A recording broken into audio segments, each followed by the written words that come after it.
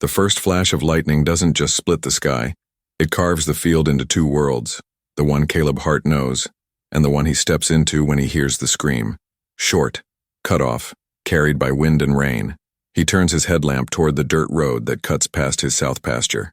The beam rakes over a dented mailbox, a fence post, the jittering silhouettes of cottonwoods, and there, a figure stumbling through the ditch, one arm out, the other around her belly. The wind tears her coat open. She staggers, slips, catches herself on barbed wire with a hiss of pain he feels in his own skin. "Hey!" Caleb shouts, voice snatched thin by the storm. Another lightning stroke. White daylight. Mud filmed across her cheeks like war paint. She's young, very pregnant. Her eyes are too wide, as if the night itself presses fingers against her ribs. He wades into the ditch. The cold water climbs his boots, slips inside and bites bone. His dog, Rook, a black and tan mutt with a scar over one eye, bounds beside him. "Easy," Caleb says, palms out. "I got you. I can't," she gasps, breath shivering. "The car spun out. My phone." She looks around, as if the word itself could raise it from the dark. "Road's a mess," Caleb says. "Come on now." He slips an arm around her and feels the hard curve of her stomach. The child answers with a kick against his forearm. Life, urgent and unambiguous. Another flash. This time, the light catches something at her throat, a small gold medal on a chain turned sideways by the wind. On its face, a shield engraved with a tree whose roots curl into a ring, and above it, 3 tiny stars. Caleb's chest tightens. He knows that seal. He shouldn't. Men like him don't brush shoulders with old money, not even in this county where everyone pretends to be modest. But any kid who grew up around here knows the stories. The Whitmore family, the stone house with 12 chimneys, the patron saint of their fortune stamped into silverware and letterhead, and the crest carved into the courthouse bench like the county itself, wears their signature. He doesn't say the name. He only sees the crest and feels, with a sudden clarity that stands the hair on his arms, that tonight is not just weather. It is decision, rain needles. Rook whines at their feet. The woman grips Caleb's sleeve. "Please," she says, and her voice collapses the distance between strangers. "Please help me."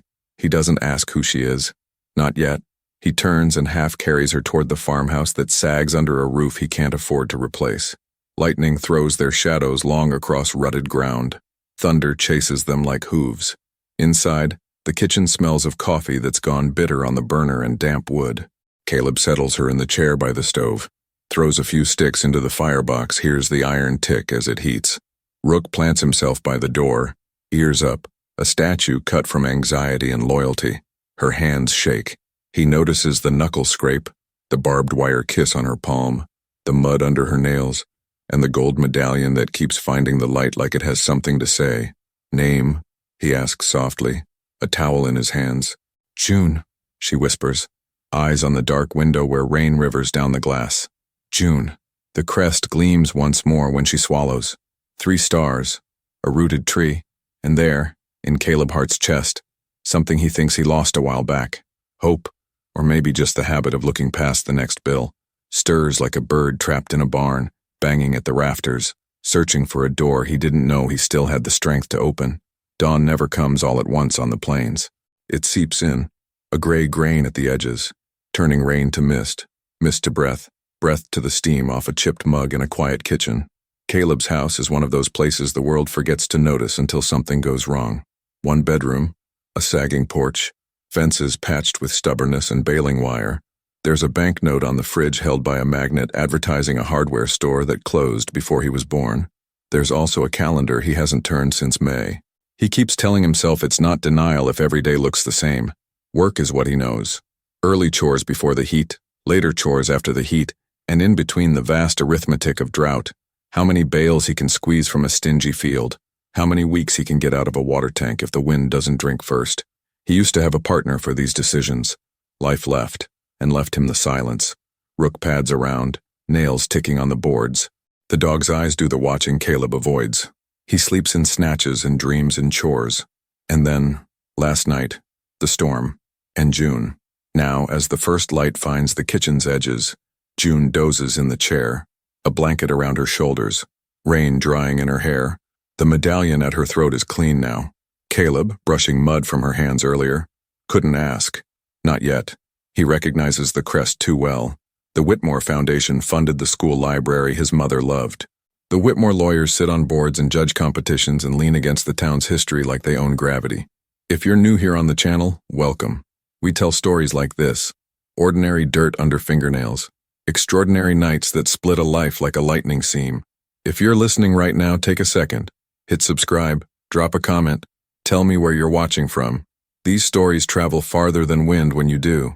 Maybe you're from a place like this. Maybe you've got your own storm out past your window. Either way, you're here now, and that matters. Caleb's kettle rattles and he pours hot water over coffee grounds in the old enamel pot. He sets a second mug for June. He doesn't have sugar, but he has a steady hand and a way of standing that says, "I'll wait as long as it takes." When she wakes, her eyes are already listening. She sips, winces at the bitterness, then takes another anyway, because it is warm, because warmth is a kind of answer.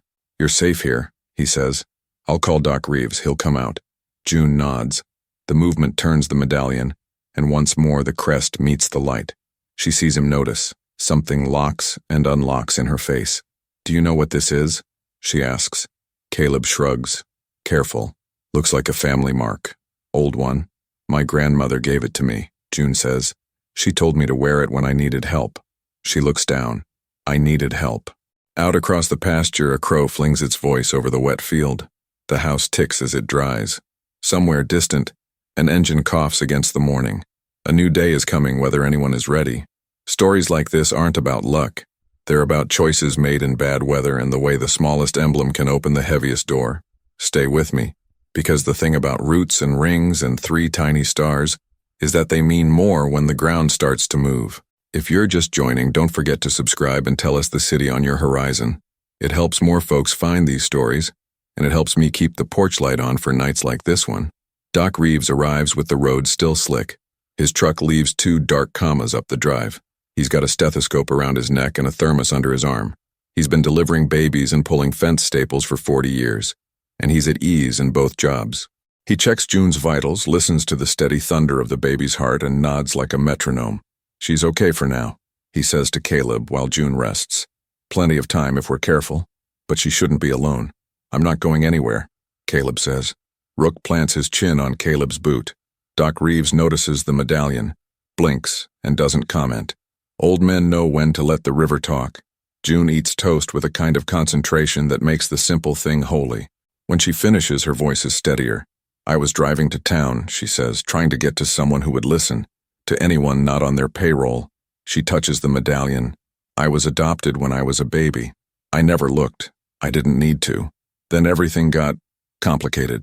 She looks past them into the morning that drips off the porch. "My boyfriend," she says finally, "worked for the Whitmore estate, grounds crew, but he saw things. He told me there were books, ledgers the family kept apart from the official accounts, old money moving in old ways. He said if you knew where to look, the past still owed the present. He thought he found proof that someone was siphoning from a trust meant to support a clinic out in Maple Bend. Said a name, Victor Lang. He's not a Whitmore, but he is their right hand." Doc Reeves makes a sound like he's chewing a nail. "Then my boyfriend disappeared," June says. The words are blunt. "They told me he left. He didn't." She taps the medallion. 2 weeks later, a woman came to the diner where I work nights. Gray hair, blue eyes, the exact shade of mine. She said her name was Agnes.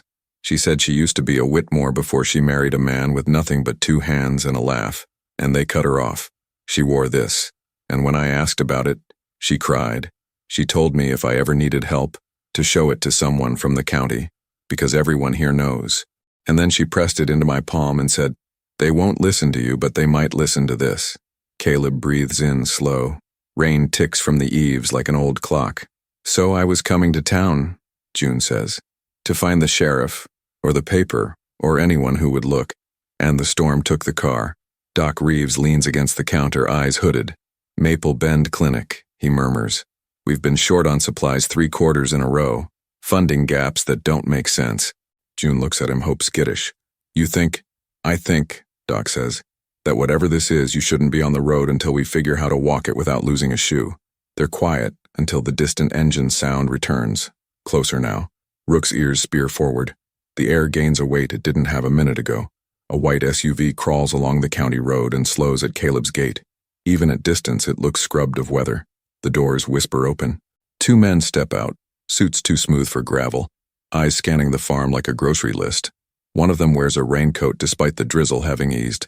The other keeps a hand in his pocket the whole time, thumb worrying something. A coin, a ring, a habit. June goes still. "That's him," she says, voice paper thin. "That's Victor Lang." Caleb's heartbeat rearranges his ribs. He moves to the window with the particular calm of a man who has seen animals cornered and knows the shape of that day. They knock with knuckles that sound like paperwork. Caleb opens the door halfway. Rook plants himself, a low growl, a steady engine in his chest. "Mr. Hart?" the raincoat man asks. Caleb doesn't answer. "I'm Victor Lang," the man says with a smile that doesn't reach inventory. "We represent the Whitmore family. I'm afraid one of our people went off the road in last night's storm near your property. We're checking on folks." His eyes slide past Caleb's shoulder, inventorying the room, the stove, the mug, the shape of someone in a blanket. "You should check the south ditch," Caleb says evenly. "I pulled a lot of weeds out of there last spring." Lang's smile doesn't move. "May we come in?" "No," Caleb says. There's a pause built to make lesser men adjust their hats. Caleb doesn't fill it. Lang tries again. "We have reason to believe a valuable family heirloom might have gone missing. If we find it returned, there's a generous reward. No questions asked." June's hand lifts to her throat on its own. Caleb shakes his head a hair's breadth, and she freezes. "I don't much keep heirlooms," Caleb says, "unless you count rust." Lang's eyes return to Caleb's face like a magnet to a nail. "Mr. Hart," he says softly, "we help people around here. We pave roads. We fix roofs after storms." He glances at the patched porch. "We take care of our own." "Good to know," Caleb says, not moving. Finally, Lang tips his head in a courtesy that's all math. "If you hear anything," he says, tapping a card against the doorframe. "For your convenience." They leave. The SUV rolls away smooth as if gravel surrenders beneath it. Inside, June exhales hard, then clamps both hands on her belly as if steadying the world from rolling. "That's pressure," Doc Reeves says, eyes on the road. "And we're not even at noon." June looks at Caleb. "I can't run," she whispers. "Not like this." Caleb shakes his head. "No one asked you to." He looks at the medallion. The crest's roots seem to curl a little deeper. The stars brighter. "You came to tell the truth. We'll do that." "How?" she asks. He looks at the old floorboards, at the places where his father's boots wore half moons by the sink, at the water stains on the ceiling that map old storms, at Rook's steady shape. Somewhere deep in the dirt of this county, the Whitmore ledgers move numbers like tides. Somewhere there is a room where the secret is stored. People like Lang rely on two things, Caleb says finally. Fear, and the assumption no one like me knows where to look. He glances at June. "But I listened to the old men who built these fences, and I remember where the Whitmores buried what they didn't want the wind to see." June frowns. "Buried?" Caleb nods toward the horizon. "There's an outbuilding on their north tract. Looks like a springhouse. Stone, low door. But there's a root cellar dug beneath it. My dad helped pour the footings back when they refaced the place. Said you could hide a year's worth of winter there, or a lifetime of paper. You wanted to make good on this." He touches the medallion with a finger as careful as prayer. "That'd be where I'd start." Doc Reeves blinks slow. "You can't just walk onto Whitmore land." Caleb's smile is crooked and tired. "Nobody looks for a farmhand at dawn with a shovel. They assume he's fixing what storms break." June grips the blanket. "If there's proof, we don't bring it to Lang," Caleb says.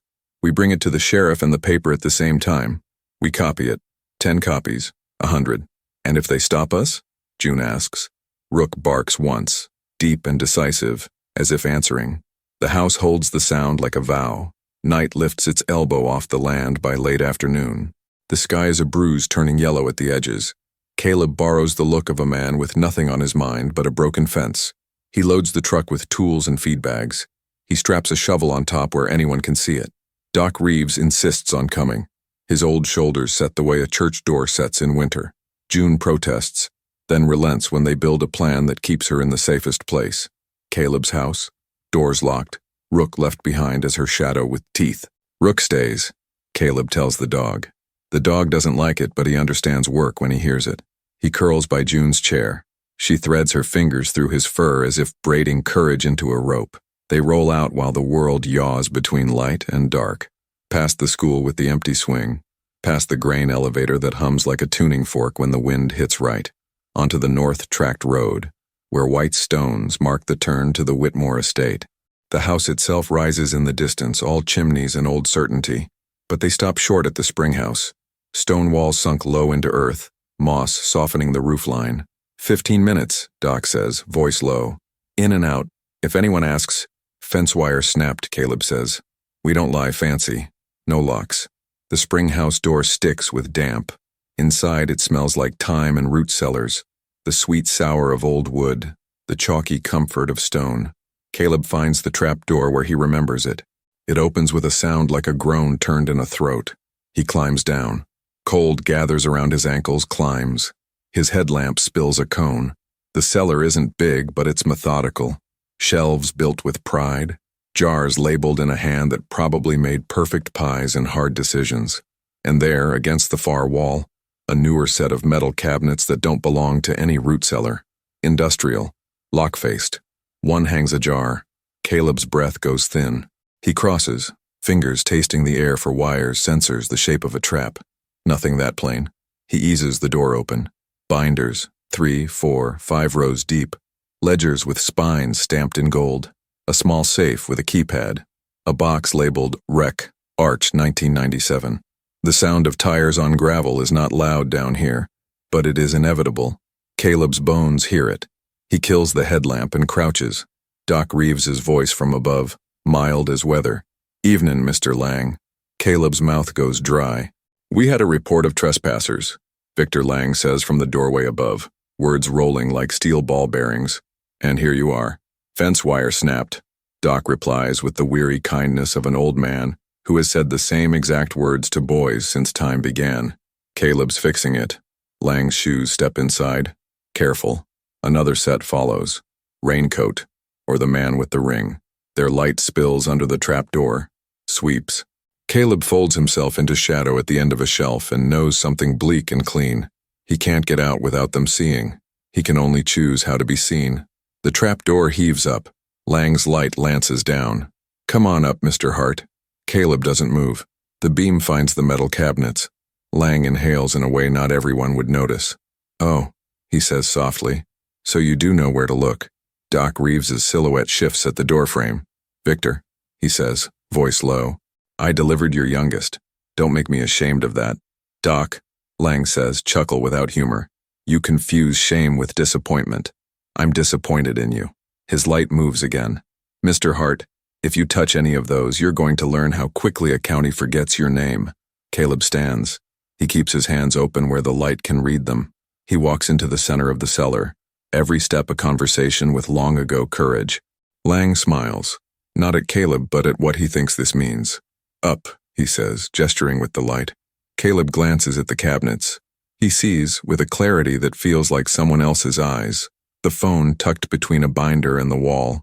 Doc Reeves's hand sneaking it there when they first came down, hitting record.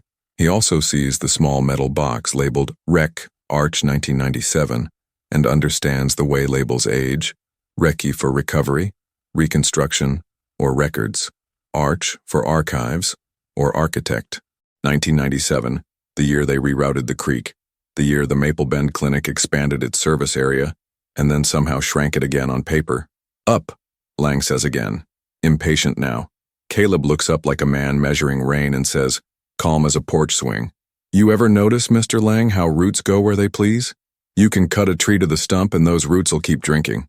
They'll crack stone if they need to. Lang's smile whitens. I'm not here for metaphors.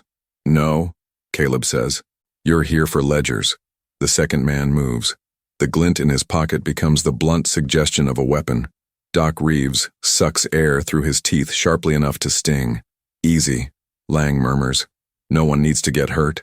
Mr. Hart, you're going to hand me the small box on the third shelf, and then you're going to walk up here and forget you ever saw your father help poor footings. Caleb takes a slow step toward the shelf. Another. He reaches for the box. His fingers brush its cool edge. He drops it. Metal on stone is loud in a cellar. It's also simple physics. Caleb lets the box clatter where Lang can see it. In the same motion, he kneels, and his free hand disappears behind the binder, where the phone blinks its patient red eye. He taps the screen with one knuckle. Then he scoops the box up, holding it by the lid, as if even his fingerprints refuse to trust the contents. "Careful," Lang says. "Too fast." And there it is. The tell. Caleb straightens. He holds the box where the light can see both his hands. "This one?" he asks, all innocence made from grit. "Yes," Lang says. "Bring it up." Caleb climbs. At the top, the second man steps closer, the weapon's shadow tired of being polite. Doc Reeves's eyes are two blue fires. "Now, Mr. Hart," Lang says, extending a palm. Caleb looks at the box. He looks at Lang. He thinks about June in his kitchen, Rook's head heavy on her knee, the sound of a baby's heart like the drumbeat of a new map. He tosses the box 5 feet to the left. It arcs through the air, metal glinting, lands in a shallow pan of spring water, with a splash that seems to offend Lang more than the idea of God. Instinct yanks both men's eyes after it. Caleb moves. He hits the second man's wrist with the shovel handle that's been leaning just inside the door. The weapon hits the stone. Doc Reeves kicks it beneath a shelf with the speed of a man who once played shortstop and never forgot. Lang swears. The second man lunges. Caleb shoulders him into the doorframe. The springhouse takes the impact like a confession and shudders. In the scramble, Lang's light whips over the shelves and catches the open binder where Doc's phone lies nestled. He sees it. His face does something ugly. He lunges for the trapdoor. Caleb is faster. He plants the shovel blade across the opening, a barrier that turns Lang's forward motion into a graceless fold. For the first time, the polish slips. Victor Lang is not a ghost, he is a man who bruises. "Doc," Caleb says evenly, breath hard. "Go. Take the binder, take the phone. I'll be behind you." Doc Reeves doesn't argue. He gathers proof with an old man's careful hands, tucks the phone in his pocket, the binder under his arm, and steps into the fading light with more steadiness than the years suggest. Lang finds his feet. His smile returns, but now it has teeth. "You think one binder hurts us?" he says. "We are not a ledger, Mr. Hart. We are the table it sits on." "Maybe so," Caleb says, "but even tables burn." Lang's eyes flick past him to the road, calculation rearranging his features. "You're outnumbered. Not where it counts," Caleb says, and hears, as if the land itself turns its head. Tires on gravel again, headed fast. He thinks June? No. Sheriff? Maybe. Or, his stomach knots, more of Lang's people. "Time," Lang whispers, smiling as if he invented it. "It likes me more than it likes you." The arriving engine is smaller, lighter, less groomed. It coughs in a familiar way. Caleb's heart unclenches a notch when he hears the uneven idle of his own truck. Rook. The dog flies from the passenger seat the moment the door opens, paws hitting earth like punctuation.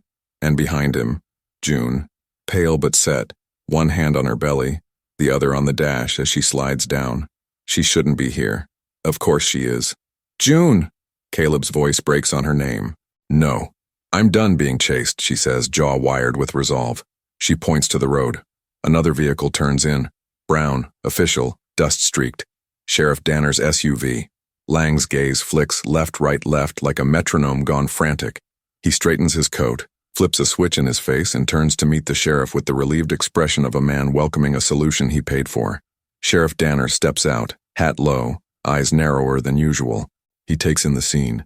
The open springhouse, Doc Reeves with a binder, the second man rubbing his wrist, June braced by the truck, Rook vibrating with intent.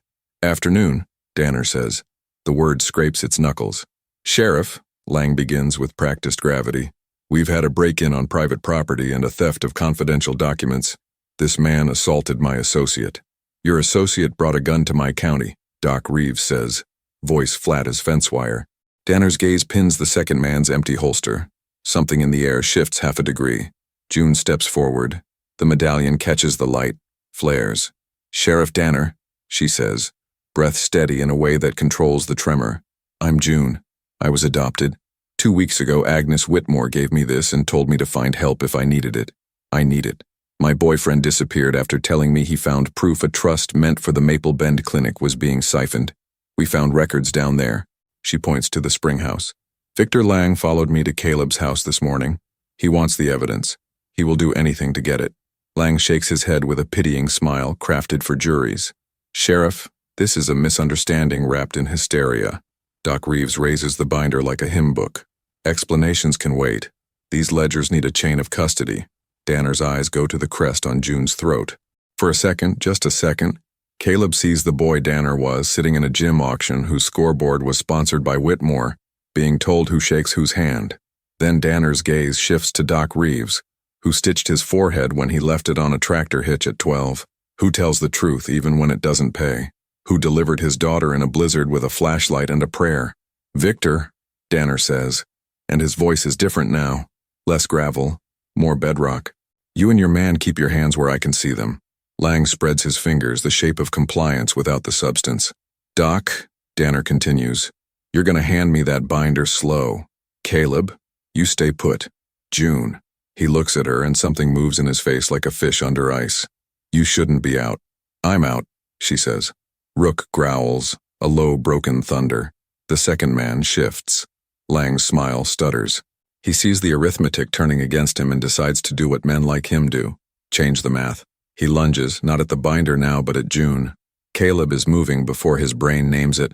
Rook launches, teeth finding fabric and forearm. The second man yells. Lang stumbles, checks, reaches for June's wrist for the medallion, for the leverage he understands. June steps back and slips. Her hand grabs the fender. Her other hand, pure reflex, closes around the only weapon near her, the tire iron under the truck's bench. Lang's eyes flick to the iron. He recalculates and chooses violence. He surges. Caleb's shoulder meets him halfway. They hit the side of the springhouse together and the old stone grunts. The second man kicks at Rook. Rook doesn't let go. Sheriff Danner draws, voice a bark. Enough. It isn't enough.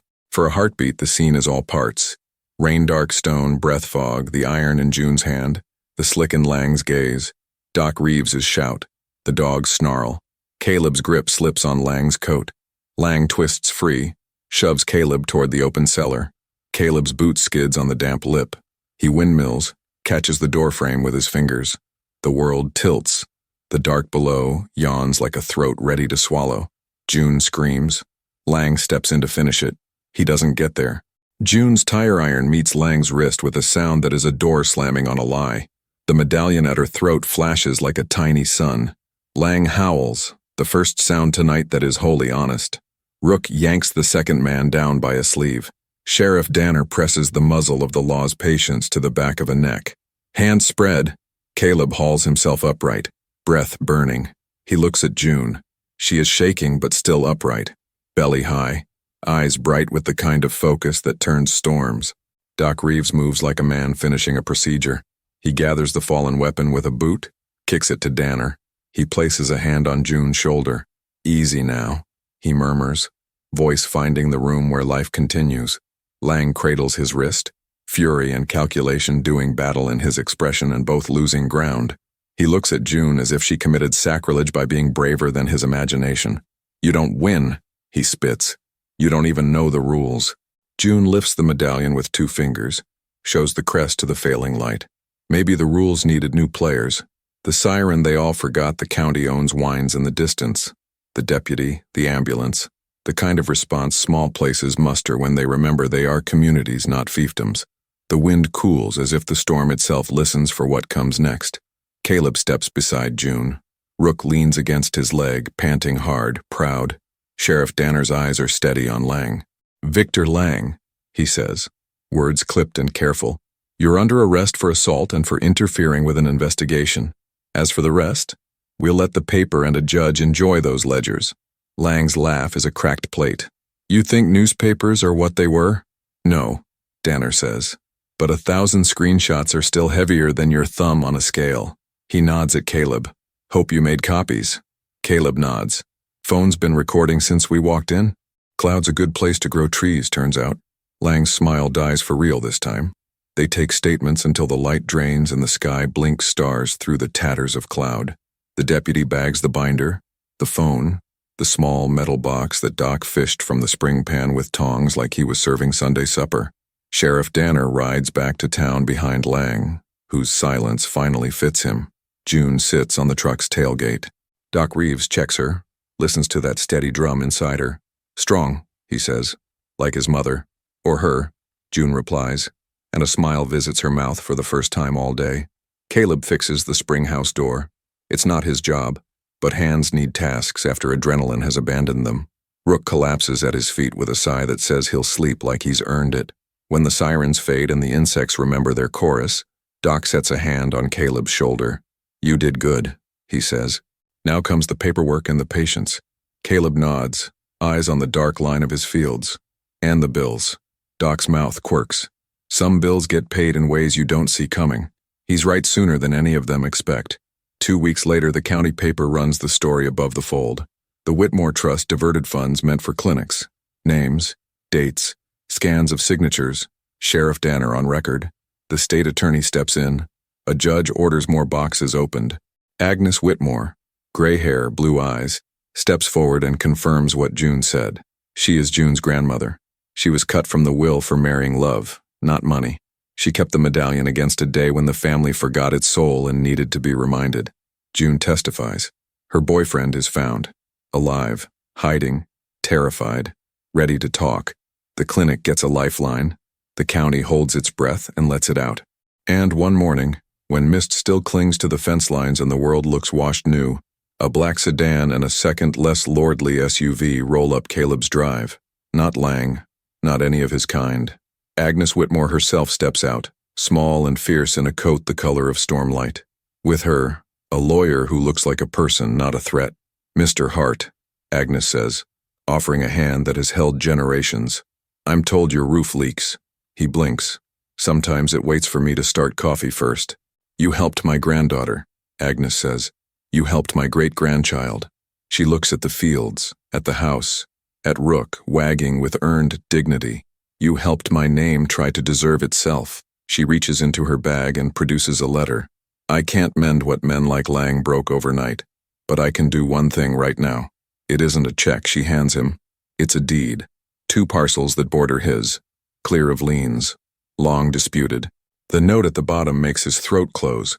A grant for services rendered, for courage not for sale. Funds for repairs, too. Enough zeros to make a porch light burn year-round. Caleb looks up, eyes hot in ways he doesn't permit often. "I didn't do it to be paid." "I know," Agnes says. "That's why this belongs to you."